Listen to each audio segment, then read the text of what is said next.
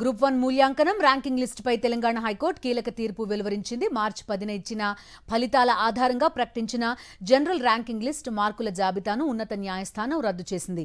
Sanjay versus UPPSC కేసులో supreme court ఇచ్చిన మార్గదర్శకాల ప్రకారం పునః మూల్యాంకనం జరపాలని టీజీపీఎస్సీని ఆదేశించింది.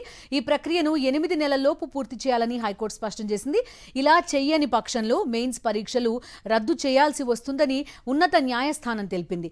గ్రూప్ 1 మూల్యాంకనంలో అవకతవకలు జరిగాయని, పరీక్షలను రద్దు చేయాలని కోరుతూ కొందరు, ఇప్పటికే ఎంపిక ప్రక్రియ పూర్తయి ఉత్తర్వుల దశలో ఉన్న పరీక్షలను రద్దు చేయరాదంటూ ఎంపికైన అభ్యర్థులు మరికొందరు వేర్వేరుగా హైకోర్టులో పిటిషన్లు దాఖలు చేసిన విషయం తెలిసిందే.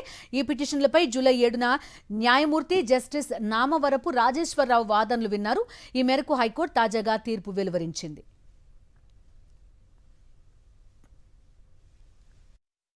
ఫలితాలు వెలువడ్డ తర్వాత కూడా ఈ విషయం రావడం చెప్పి చాలా మంచి విషయం.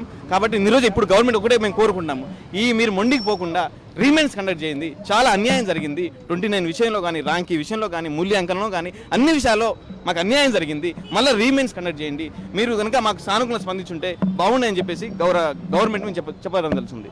ఇంకోటి, ఇక్కడ మేము ఏదో రాగదేశాలకు రాజకీయాలు మాట్లాడడం లేదు. ఎందుకంటే మా కడుపు కోత గత సంవత్సరం నుంచి మేము రోడ్ల మీద తిరుగుతున్నాం. దీని విషయం నుంచి ఎన్నోసార్లు గవర్నమెంట్ కూడా తెలియపరిచినాం. 29 విషయంలో మేము ధర్నాలు చేసినప్పుడు పెద్ద పెద్ద వాళ్ళు వచ్చి కూడా మాకు సంఘీభావం తెలిపారు. కానీ మాకేం న్యాయం జరగలేదు. ఇప్పటికైనా మీరు ఆ విషయాన్ని పక్కన పెట్టి రీమెయిన్స్ కండక్ట్ చేయమని చెప్పేసి మేము గవర్నమెంట్ కోరుకుంటున్నాం.